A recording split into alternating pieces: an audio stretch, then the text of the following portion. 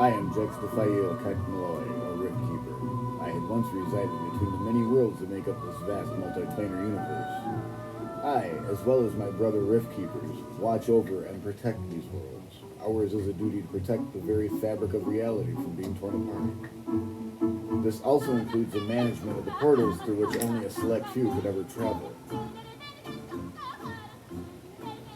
But I had been touched by a force of which I knew nothing. I fell into a state of boredom. With that boredom came a feeling of greed unknown even to the eldest of my brothers. The greed drove me to allow passage for a price to anyone wishing to pass through any rift. It had been my sole responsibility to keep this power out of the hands of those bent on dominating other worlds. When these worlds began to die off, suddenly my brothers discovered what I had done. I had unwittingly assisted in the extinction of 15 separate worlds. In physical agony at my guilt, my brothers subdued me. Stripped of my powers, rank, and title, they sentenced me to a world where I could interact with none, unseen by all, placed there to record the history of that world as it progressed. I wandered the world as a mortal would, always on foot or ship. Over huge land masses I trudged, documenting the things I saw. But it wasn't until I encountered a small group of beings, an awful lot they were, that I felt the first trickles of comprehension of my crime flow through me. I realized then that with all my powers at my disposal, I had become jaded and lost my way. These finite creatures had not even the barest hopes of advancing as far as my brothers and I had, yet still fought against odds far greater than themselves, striving for more though it outdistanced them. I came to understand that as I followed them through their lives, I had lost my desire to be greater than life granted me. I begged my brothers to allow me the privilege of chronicling exclusively that small band of warriors. They relented. They also allowed me to go back to the events that brought them together. I have been watching them ever since. I present to you their history in these Chronicles of Torlenth.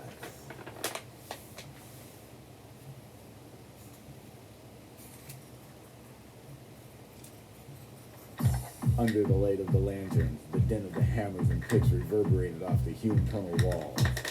A thin layer of dust hung in the air. Mason Shalebreaker watched over his team of 40 dwarves and 8 stone elves as they had excavated a new mining tunnel. They had been following a thin vein of silver deep into the ground in hope that the vein would either produce enough to merit the dig or open up into the mother lode. Though Mason stood 13 miles below Starstone Canyon, he couldn't shake the sensation that some kind of being stood hiding in the shadows, watching the dwarves and stone elves with almost sinister intent. Mason's dark blue eyes darted around with suspicion from one dark corner to the next. He never cared for the hoogity-boogity of the Arcanists, but had he been pressed to say what he felt in front of the Council of Nine, he would have vehemently swore that a mage's eyes had been at his back, down deep in the bowels of those newest chambers. He jerked out of his thoughts as one of the other dwarves called a halt to the dig. "Mason, get over here and look at this," Damar Alebelly called out in a gravelly voice as the familiar echo of hammer on steel rang out its high cry before fading into silence. Mason stomped forward to where the dwarf who had called the halt stood. "What do you do, Damar? Forget to take your axe out of the wall before pounding at it with your hammer?" Damar raised the lantern to the exposed flank of shiny red ore suspended in the stone wall of the tunnel. "What do you suppose it is, Mason? It looks smelted already," he breathed, a bewildered look on his face. Mason realized Damar's voice came to his round ears more subdued than usual. The dwarf shook his head, making his brown beard twitch. Tracing a hand over the ore, he swore an oath on the name of his god. "Damar," he hissed, deep tension marking his round face, "get a team of dwarves together. Make sure nothing happens to this." "What are you going to do?" "Let the council know what we found." He eased back cautiously from the strange red ore that looked like silver turned blood red in an already smelted form. He felt something very odd in the neighborhood of the back of his head. "And don't let nobody out of here till I get back," he yelled, his voice echoing off the tunnel walls, making it sound multiplied to an infinite degree. Running through the tunnels, he felt a strange trickle of recognition, as if someone else ran next to him described the path right in his ear. Shaking off the feeling as much as possible, he raced up the sloping tunnels and dwarven-made stairs on his way to Starstone City.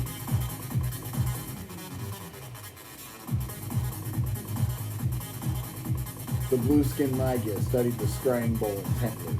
He'd seen the dwarves' discovery of the legendary orb, and now he watched as the walls of the tunnel flew past. He made sure to keep track of all the various turns and slopes he would have to take once beneath Starstone Canyon.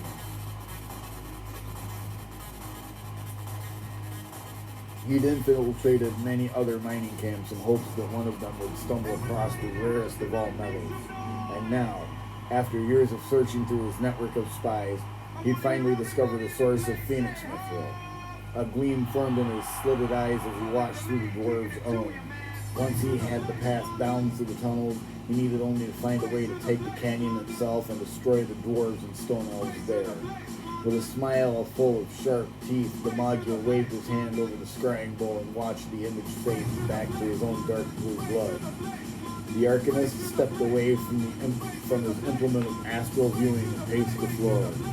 He needed to find a way to take the canyon, which meant needing an endless supply of warriors to continually slam themselves at the dwarven and elven forces inside the canyon.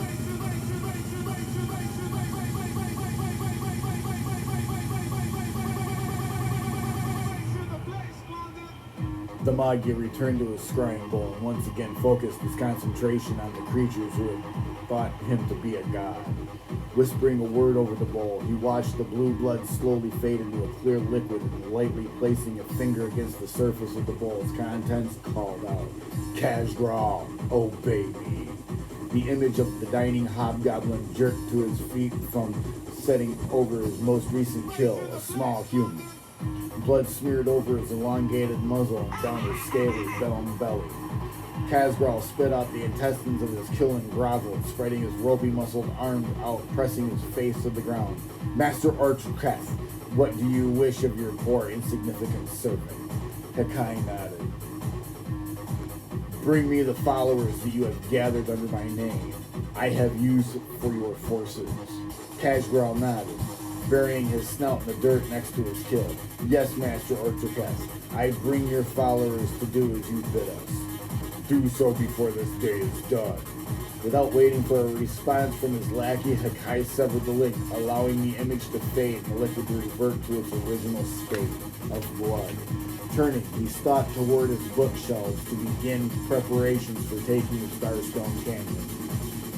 As the fourth and final moon of Torlenth sank toward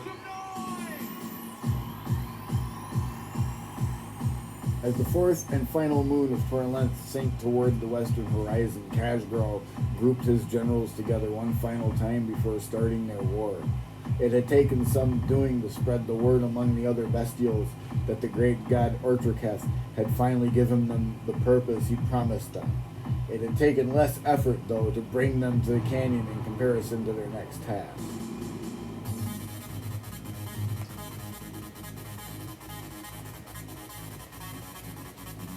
Kazgral paced the floor of his tent, wearing the robes of command that his god had left for him, his shadow cast upon the wall by the light of the fireless lamps.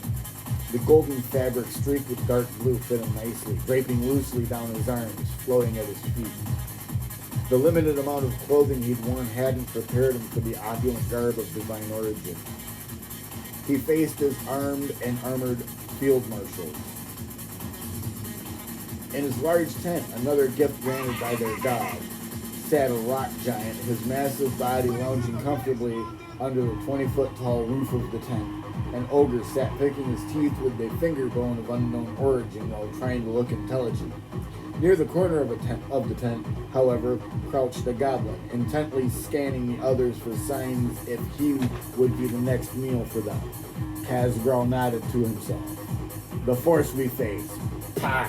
the hobgoblin stated, a look of twisted disgust on his face. "We spit on them. We live to die in Archuketh's name. To die in his name is the greatest of all goals. He is master of all. We are his willing servants. We cannot stand to lose this war, for we will be cast down to the great void if we fail."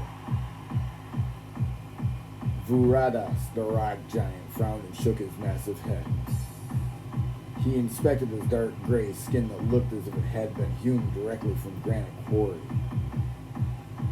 I care not that you speak of this loss of my people's burial ground, he growled, his deep voice rumbling out of the center of his chest. I do care that you end your breastbeating in your utterly futile manner. My people have come to put battle upon those who have usurped our lands. My warriors wait only for the call to arms that brings swift war and sudden death to our enemies. Cashgrel grinned, his jagged teeth showing. The others have need of words to take to their people for the coming battle. I have no qualms with you speaking words to the others assembled this night, the rock giant said with a shrug. Yet remember this, Hob. If we lose this war and my ancestral lands are wounded in the process, I will rally my surviving warriors and lay waste to you and every last one of your kind. The goblin, his race a close cousin to that of Cosgrel's, snapped his head around to face the rock giant. Eat not me not part, Hob.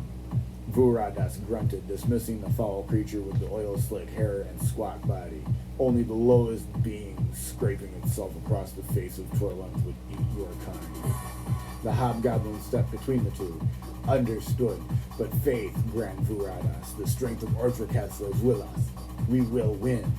The commander of the conglomerated bestial forces, all of which standing ready to decimate the canyon, lifted his arms out to his side and called out a prayer to his god, knowing deep in his bones that Ortraketh listened.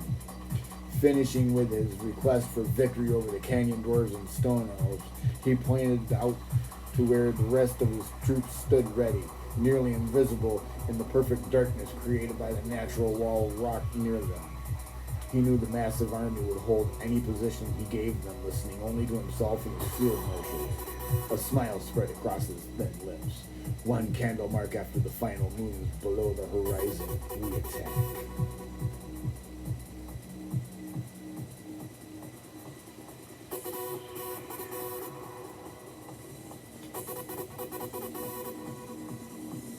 Council of 9, made up of 3 canyon dwarves, 3 stone elves, and 3 humans from the city of Sakataga, sat listening to the reports that came in from the front lines of the war. The battle had raged for nearly a year. The War Guard scouts who had scoured the area beyond the bestial encampments discovered that the armies outside their home had called in reinforcements. The handful of reports the council could collaborate by their scouts stated that the number of bestials nearing the canyon had effectively tripled the original force. The leader of the human third of the council shook his head silently as the dwarves and elves explained the events happening outside the canyon. Brohan Hemmerdenter, dwarven prime counselor, held up his hands to quell the turmoil of the other dwarves and elves trying to give their intelligence and counterintelligence all at once. Brohan gripped the arms of his chair where he sat in the council grotto 9 feet above the floor, carved into the granite face of the wall. Clear the hall, he bellowed, his hearty voice reverberating like thunder in an enclosed area. Clear the hall now. We'll choose what's best for the canyon. He looked down at the few guards standing at the corners of the chamber. I said clear the hall, even you. Shanodil Endelren, the Elven Secondary Council, shook her head after the assembled denizens of the canyon had left the chambers of the Council of 9, her long flowing hair of yellow-green shifting over her shoulders. Though holding only the secondary position, she spoke first. I feel whatever move we do make, it will sit poorly upon the shoulders of those whom we lead. She refused to let her uneasy feeling rise to her otherwise calm and serene face. Duncan Toohill, the head of the human trio of the council, spoke up as he turned his attention to the live elven lady. We accepted these positions as counselors at the canyon with the knowledge that a day like this would come, Shanadil. We have to make the hard decisions that will still benefit the greater good of the canyon. Although the chief elf of the council looked directly at Brohan, not masking his dislike for the dwarf, he addressed the human counselor. Shanadil's right, Duncan. No matter what we decide, there will still be those among us that would wish to have taken a different course of action. Brohan shook his head and returned the gray-skinned elf's glare. He hadn't taken a liking to the He hadn't taken a liking to the shock of sky blue dyed hair since the Elven Prime Counselor had adopted it as his own fighting color. Of all the times Sarada speaks, he grunted, that paint you dip your hair in must have got to your brain. Shanadel arched a fine-lined eyebrow at the door. It would be best if we reserved our fighting spirit for the bestial armies bearing the brunt of the threat to our well-being. She turned from Brohan to face Duncan. But as to which course of action we should take, what would be our path of least burden? Duncan ran a hand through his thick brown hair. The only one we can take at the moment. We have to call in reinforcements of our own. Brohan sighed heavily. We ain't got no reinforcements of our own except who all live down here. Where can we go to get help? Brohan's secondary counselor, Barmir Pintwister, proud and stubborn, groaned audibly. You can't be serious, Duncan. This canyon stood against other enemies. There ain't no reason to be getting help from no outsiders. The older dwarf frowned at the younger one. We gotta find help from somewhere, Barmir. That, or get our asses handed to us by them beasties. He drew a hand over his dark beard, shot through with gray. And I don't plan on having any part of me handed to me by no beastie. He finished with a low growl. You're making a huge mistake, Brohan, Barmir blurted. The chief dwarf glared at Barmir. Watch your tone with me, boy. I may be getting gray in the beard, but I got enough spit in me to whip you solid. Don't be reminding me about how many wars we fought to keep our family safe. He softened his tone. This ain't nothing more than one of them times again. Grinnell Darkstone, the third dwarf on the council and high priestess of Tomoris Anu, the dwarven forge god, turned slowly in her chair. I ain't believing it to be such, Brohan. If and it was, we'd already be done with it by now. The others of the council listened to her gruff voice as it duplicated itself off the granite walls. Them besties ain't sitting out there playing nice. They're trying to kill us for what Mason Shalebreaker found down in them tunnels. Duncan arched an eyebrow. What would bestials want with metal ore? Barmir shook his head again, anger rising in his voice. That ain't even part of the problem, Duncan. I say we don't need no help. Starstone can't be taken. Not by them beasties. We got the strongest keep in all of Torlenth. Shanodil nodded shortly. That this is a grand keep with few areas of weakness for an enemy to exploit is very true. We still need help. I have studied the earliest reports.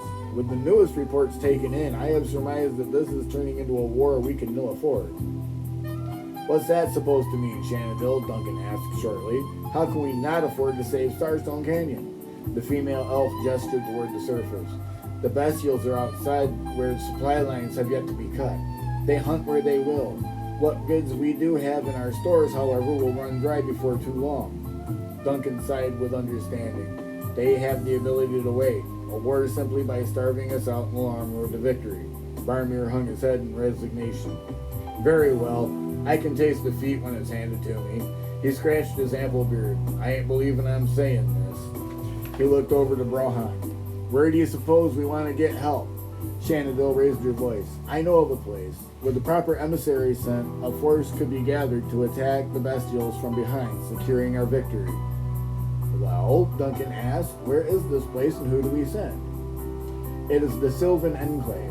Our best chance at an advantage would be best spent on sending one of like kind. She looked at the other 8 members of the Council of 9. We would send a stone elf.